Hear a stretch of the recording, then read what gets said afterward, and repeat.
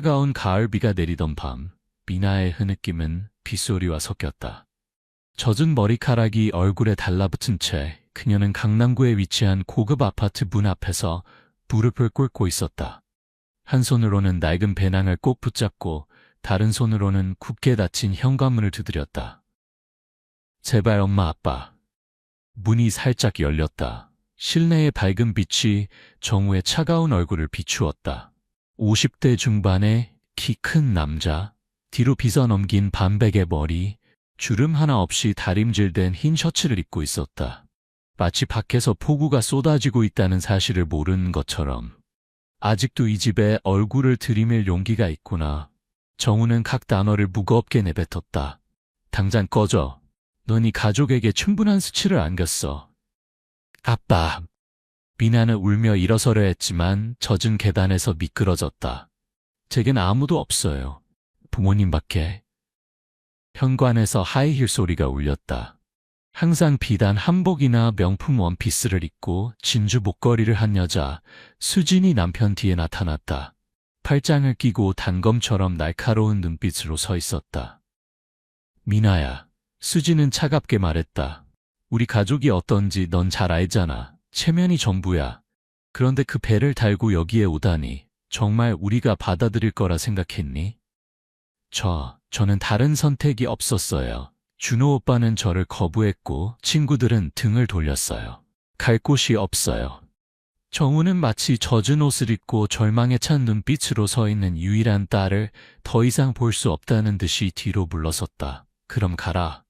그가 말했다. 그 놈을 찾아가. 그 놈이 한 일이니 그가 책임지게 해. 이 집은 너 같은 여자를 품지 않아, 미나야. 부드러운 목소리가 뒤에서 들렸다.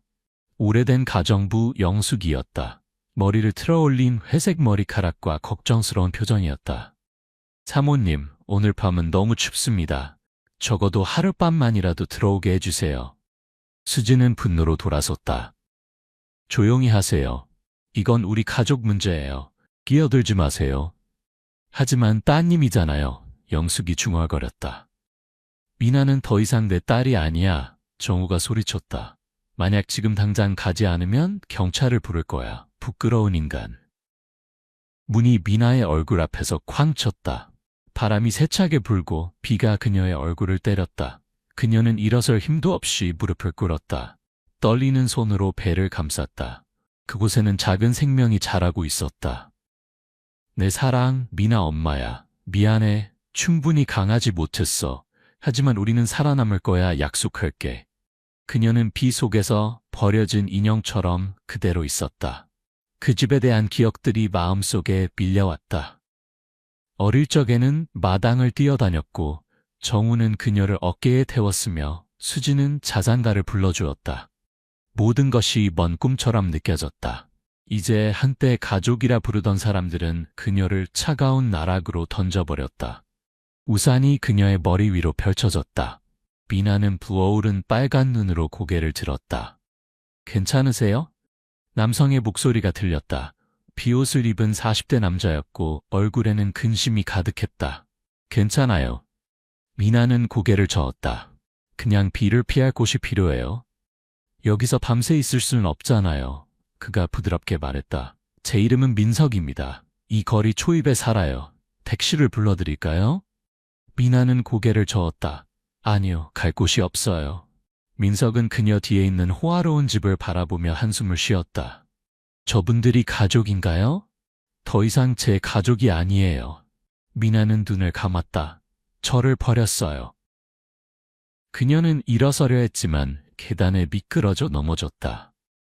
민석이 재빨리 그녀를 붙잡았다. 오늘 밤 거리에 계실 수는 없어요. 그가 단호하게 말했다. 여기 근처에 작은 교회가 있어요. 토마스 신부님은 매우 친절하셔서 도움이 필요한 사람들을 돌보십니다. 제가 모시고 갈게요. 미나는 고개를 저었다. 고맙지만 저는 혼자 일어나야 해요. 더 이상 누구에게도 의존할 수 없어요. 민석은 몇 초 동안 그녀를 바라보다가 부드럽게 우산을 그녀 옆에 두었다. 마음이 바뀌시면 제 집은 거리 끝 T번입니다. 그가 말했다. 그냥 문을 두드리시면 돼요. 민석은 묵묵한 메시지처럼 우산을 남겨두고 떠났다.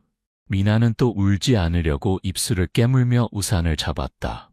비틀거리며 일어나 걸음을 옮겼다. 한때 집이었던 익숙한 거리에서 멀어졌다. 이제 그곳은 고통스러운 기억일 뿐이었다. 미나야, 미나? 너 맞아? 미나가 야시장에 도착했을 때 갑작스러운 목소리가 들렸다. 돌아보니 고등학교 동창 지연이었다. 이제 그녀는 달콤한 과자 베이커리에서 일하고 있었다. 세상에, 왜 이렇게 다 젖었어? 지연이 달려와 수건을 건넸다. 집에서 쫓겨났어. 미나가 중얼거렸다. 뭐? 어떻게 그런 일이? 지연이 물었다. 미나는 대답하지 않았다. 그녀의 눈빛은 공허했고 어깨는 떨리고 있었다. 지연은 그녀를 빵집 안으로 데려갔다. 그곳에는 약간의 빛과 따뜻함이 있었다. 앉아, 따뜻한 초콜릿을 준비해줄게. 몇 분 후 지연은 김이 모락모락 나는 컵을 미나 앞에 놓았다. 이제 말해봐. 부드럽게 말했다. 미나는 떨리는 손으로 컵을 잡았다. 부모님이 내가 임신한 것을 받아들이지 않았어. 쫓아냈어. 아무도 없어. 지연은 입술을 꽉 물었다. 그럼 준호는 네가 많이 좋아했잖아. 그는 발을 뺐어. 아이와 자기는 아무 상관없다고 했어. 의지할 곳이 없어. 세상에 미나야, 왜 진작 말하지 않았어? 판단받는 게 두려웠어. 불쌍한 눈으로 봐주는 게 두려웠어. 모든 게 잘 될 거라고 생각했어. 지연은 미나의 손을 꼭 잡았다. 내가 뭘 도울 수 있을지 모르겠지만 오늘 밤은 거리에서 지낼 수 없어. 이모에게 전화할게. 이모는 성북동에 빈 방이 있어. 며칠 동안 거기 있을 수 있어. 내가 다 알아볼게. 미나는 멍해졌다. 정말 나를 위해 그렇게 해줄 거야? 내가 뭐라고 생각해? 지연은 애써 웃었다. 우리 가장 친한 친구였잖아. 기억나? 지연의 전화가 울렸다. 그녀는 전화를 받고 몇 분 동안 얘기한 뒤 미나에게 돌아왔다. 이모가 동의하셨어. 가자. 그날 밤 미나는 성북동 골목 끝에 있는 작은 방으로 안내받았다. 벽은 벗겨져 있었고 천장에서는 물이 새고 있었지만 적어도 건조했다. 지연이 떠나자 미나는 오래된 매트리스 위에 쓰러졌다. 침묵 속에서 천장을 바라보았다. 정말로 저를 버렸어요. 정말로. 구석에서 금이 간 거울이 피곤한 얼굴과 살짝 푸른 배를 가진 젊은 여자를 반사하고 있었다. 미나는 배를 쓰다듬었다. 내가 그들처럼 너를 버리지 않을게. 약속해. 미나야, 정말 준호를 만나러 갈 거야? 지연은 미나가 낡은 거울 앞에서 머리를 정리하는 것을 보며 걱정스럽게 물었다. 밖에서는 하늘이 여전히 회색이었다.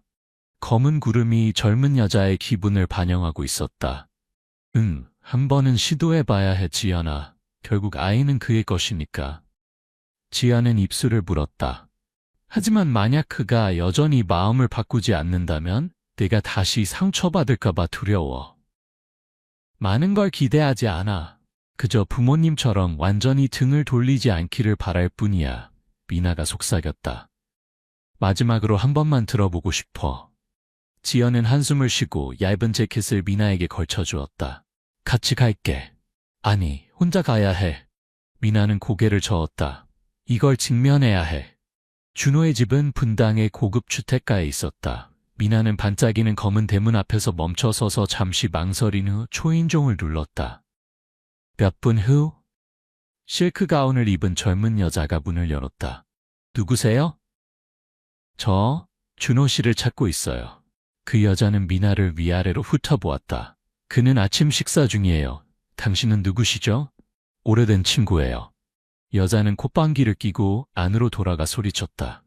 준호야, 너를 찾는 옛 친구가 있어. 잠시 후 준호가 완벽하게 정돈된 머리와 짙은 파란색 셔츠 그리고 커피 한 잔을 들고 나다. 그는 미나를 보자 명백한 불쾌감으로 얼어붙었다. 미나, 여기서 뭐 하는 거야? 얘기해야 할 게 있어. 뭐에 대해서? 내가 임신했다는 거, 그리고 내 아이라는 거. 그는 커피를 한 모금 마시며 어깨를 으쓱했고 미나는 자신의 말에 목이 메었다. 그리고 네 아이야. 준호야, 갈 곳이 없어. 그저 네가. 그가 그녀를 가로막았다. 그만해. 이른 아침에 거지 같은 모습으로 여기 와서 내 아이를 임신했다고? 내가 뭘 할 거라고 생각해? 무릎 꿇고 용서를 빌 거라고? 미나는 뺨이 화끈거리는 것을 느꼈다. 내가 마지막으로 믿는 사람이었어. 네가 이렇게 등을 돌릴 줄은 몰랐어. 준호가 더 가까이 다가와 목소리를 낮췄다. 미나야, 내가 바보라고 생각해? 우리는 3개월 전에 헤어졌어. 그 아이가 내 것이라는 걸 어떻게 확신해? 너 말고는 아무도 없었으니까. 그건 아무것도 증명하지 못해. 갈 곳이 없다고? 그럼 교회나 자선단체를 찾아가. 여기 와서 문제를 만들지 마. 미나는 속삭였다. 돈이 필요한 게 아니야. 그저 내 책임을 인정해 주길 바랄 뿐이야. 준호는 창틀 위에 커피잔을 내려놓았다. 나는 너에게 아무런 책임이 없어. 네가 자초한 일이야. 내가 아버지의 법률사무소에 들어가려 한다는 걸 알고는 달라붙더니 임신해서 날 붙잡을 수 있다고 생각했지? 난 그런 사람이 아니야, 미나. 미나는 울음을 터뜨렸다. 널 사랑했어. 널 믿었어. 그래. 그게 내 실수였지. 너무 믿었어. 준호가 웃었다. 이게 드라마인 줄 알아? 난 더 이상 널 사랑하지 않아. 그리고 날 바꿀 수 있다고 생각한다면 크게 착하고 있어. 이전에 있던 여자가 다시 머리를 내밀었다. 이제는 코트를 걸치고 있었다. 무슨 일이야? 경비를 불러야 할까? 준호는 어깨를 으쓱했다. 필요 없어. 이제 가려고 해. 미나는 고통과 분노로 가득 찬 눈으로 그를 바라보았다. 후회하게 될 거야, 준호야. 준호는 비웃었다. 잘 지내, 미혼모. 그는 문을 쾅 닫았다. 자물쇠가 돌아가는 소리는 마치 최후의 선고처럼 들렸다. 미나는 인도 위에 쓰러졌다. 이제 울 힘조차 없었다. 배가 약간 아팠다. 아마도 너무 오래 서 있었거나 고통 때문에 또는 절망이 바닥을 쳤기 때문일 것이다. 중년 남성이 개를 데리고 지나갔다. 그는 미나를 보고 멈추려는 듯 했지만 계속 걸어갔다. 아무도 멈추지 않았다. 아무도 신경 쓰지 않았다. 그녀는 이 거대한 도시에서 잃어버린 그림자일 뿐이었다. 전화가 울렸다. 지연이었다. 미나야, 괜찮아? 너무 걱정했어. 너 말이 맞았어. 그는 인정하지 않았어. 오히려 날 모욕했어. 내가 가서 데려올까? 아니, 걸을 거야. 생각할 시간이 필요해. 미나야, 혼자 돌아다니지 마. 곧 또 비가 올 거야. 곧 돌아갈게. 미나는 전화를 끊고 재킷 주머니에 넣었다. 그녀는 넓은 대로를 걸었다. 바람이 더 차가워지고 있었다. 배에 또 다른 통증이 와서 잠시 멈추게 되었다. 그녀는 벽에 기대어 눈을 감았다. 익숙한 목소리가 뒤에서 들렸다. 미나는 돌아섰다. 전날 밤 그녀에게 우산을 준 민석이었다. 오늘 그는 줄무늬 셔츠와 가벼운 스웨터를 입고 있었다. 손에는 빵 봉지를 들고 있었다. 미나 씨, 얼굴이 기억나요? 괜찮으세요? 그녀는 약한 미소로 고개를 끄덕였다. 아직 살아있어요. 민석은 연민의 눈빛으로 그녀를 바라보았다. 이 근처에 작은 식당이 있어요. 친구가 운영하는데 뭔가 필요하시면. 미나가 그를 가로막았다. 고맙습니다, 민석 씨. 정말 감사해요. 하지만 이제 낯선 사람들의 친절에 더는 의존하고 싶지 않아요. 누구도 영원히 낯선 사람으로 남지는 않아요. 민석이 부드럽게 대답했다. 당신은 매우 용감하셨어요. 하지만 언젠가 지치신다면 저는 여전히 거리 끝 12번에 있어요. 미나는 머리를 살짝 숙였다. 감사합니다. 그는 고개를 끄덕이고 다시 한번 그녀를 인도에 홀로 남긴 채 떠났다. 바람은 더 세게 불었다. 검은 구름이 하늘 전체를 덮고 있었다. 미나는 위를 올려다보고 한숨을 쉰 뒤 계속 걸어갔다. 하숙집으로 돌아왔을 때 지연이 이미 마른 수건과 따뜻한 차 한 잔을 준비하고 기다리고 있었다. 미나야, 세상에, 너 창백해. 앉아. 미나는 말없이 앉아 손에 컵을 감쌌다. 알아봤어. 준호가 널 도울 리 없다는 걸. 그럼 말해봐. 뭘 어떻게 해야 하는지. 지연아, 집이 없고 가족도 없고 파트너도 없어. 아무것도 없어. 나를 가지고 있잖아. 지연이 말했다. 그리고 너의 아기도 있어. 너는 혼자가 아니야. 미나는 울음을 터뜨렸다. 이번에는 눈물을 감추지 않았다. 그녀는 남아있는 유일한 친구의 품에서 어린아이처럼 울었다. 너무 두려워, 지연아. 내일 어떻게 될지 모르겠어. 한 걸음씩 가자. 내일 오면 그때 걱정하자. 항상 강해질 필요는 없어. 이미 너무 강했어. 밤이 찾아왔다. 미나는 작은 침대에 누워 얼룩진 천장을 바라보고 있었다. 배가 조금씩 움직였다. 그녀는 손을 올려 느꼈다. 내 사랑, 우리는 계속 갈 거야. 약속할게. 무엇이 우리를 기다리는지 모르지만 절대 너를 버리지 않을 거야. 미나야, 많이 지쳤으면 며칠 휴가를 내고 너와 함께 있을 수 있어. 지연이 미나에게 약간의 국수를 더 주며 말했다. 미나는 고개를 저었고 목소리는 약했다. 아니야. 더 이상 폐를 끼치고 싶지 않아. 이미 너에게 너무 많은 부담을 줬어, 지연아. 그런 말 하지 마. 그저 널 걱정할 뿐이야. 최근에 기침도 많이 하고 너무 창백해 보여. 날씨 때문일 거야. 그냥 잠깐 산책하고 싶어. 신선한 공기를 마시고. 지연은 잠시 침묵했다. 그럼 내가 같이 갈게. 괜찮아. 해가 지기 전에 돌아오겠다고 약속할게. 그러나 하늘은 약속을 지키지 않았다. 겨울 바람이 더 세차게 불었다.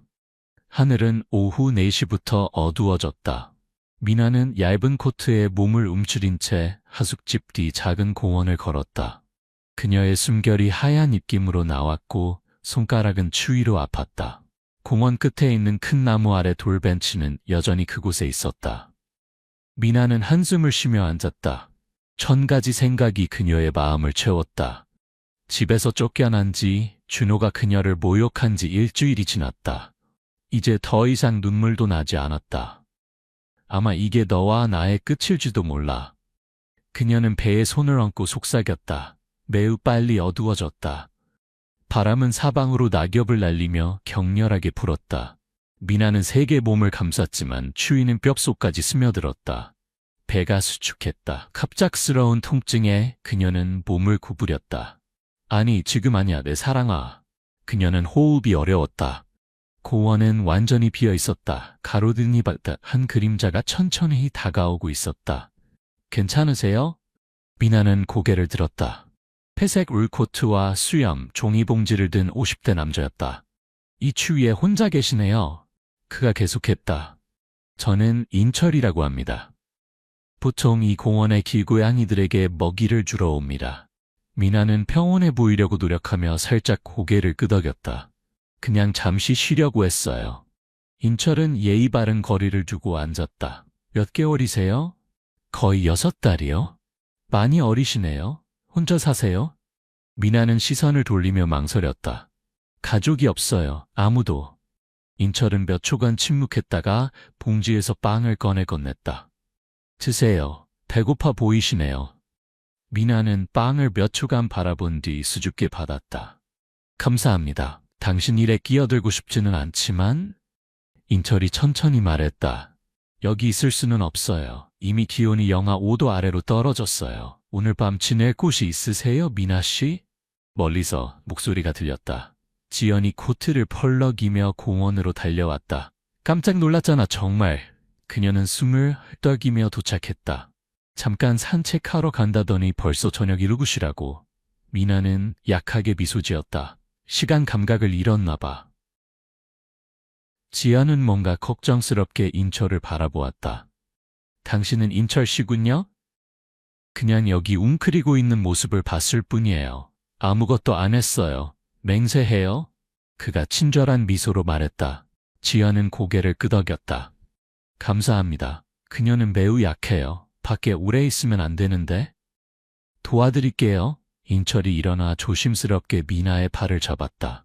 쉬셔야 해요. 세 사람은 하숙집으로 돌아갔다.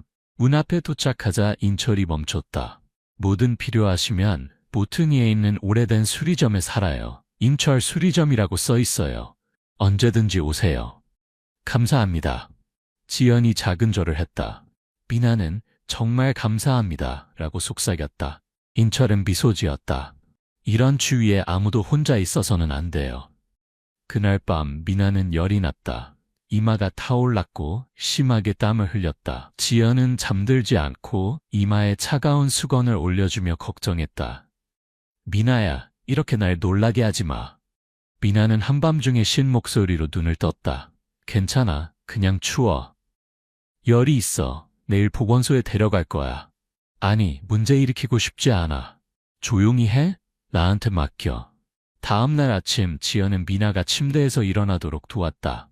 그들은 택시를 타고 서대문구 보건소로 향했다. 나이든 간호사는 초음파 결과를 검토한 후 고개를 저었다. 심각한 영양실조예요. 아기가 조금 약해요. 절대적인 휴식과 잘 먹는 게 필요해요. 지연은 눈살을 찌푸렸다. 하지만 의사 선생님이 더 도울 수 있는 건 없나요? 그녀는 보험이 없어요. 가벼운 처방과 기본적인 영양제를 드리겠습니다. 간호사가 대답했다. 하지만 최선은 여전히 휴식과 필요한 영양소를 섭취하는 것입니다. 오후에 인철이 큰 봉지 2개를 들고 도착했다. 여기 우유, 시리얼, 영양가 있는 죽이 있어요. 그리고 제 아내의 임부복도 있어요. 몇 년 전에 죽었지만 많은 것들을 남겼어요. 미나는 놀라서 말을 잇지 못했다. 선생님, 이러실 필요 없었는데요. 감사의 마음으로 하는 게 아니에요. 한때 딸이 있었어요. 어린 나이에 병으로 죽었죠. 그 이후로 누군가를 도울 수 있다면 항상 생각했어요. 지연은 감동받았다. 정말 친절하세요. 인철은 미나를 바라보았다. 당신과 아기를 위해 살아야 해요. 혼자가 아니에요. 미나는 울음을 터뜨렸다. 감사합니다. 감사합니다, 선생님. 이후 며칠 동안 인철은 자주 들러 따뜻한 국물, 과일, 때로는 오래된 만화책을 가져왔다. 이건 분명 세진이가 좋아할 거예요. 그는 미소 지으며 미나의 배에 손을 올렸다. 왜 세진이라고 생각하세요? 미나가 잠시 멈췄다. 모르겠어요. 그냥 예쁜 이름이라서요. 강하다는 뜻이에요. 당신처럼. 미나는 눈물을 머금고 미소 지었다. 그럼 우리 딸이 그 이름을 갖게 될 거예요. 세진. 자, 깊게 숨을 들이쉬어요. 미나야, 난 더 이상 못하겠어.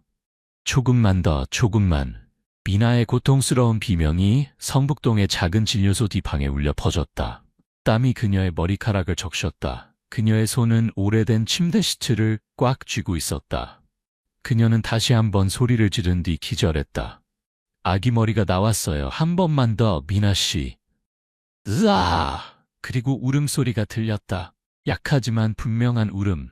여자아이예요. 간호사가 아기를 닦아내고 담요로 감싸며 말했다. 엄마와 아이 모두 괜찮아요. 정말 잘했어요, 미나 씨. 해냈어. 세상에, 미나야.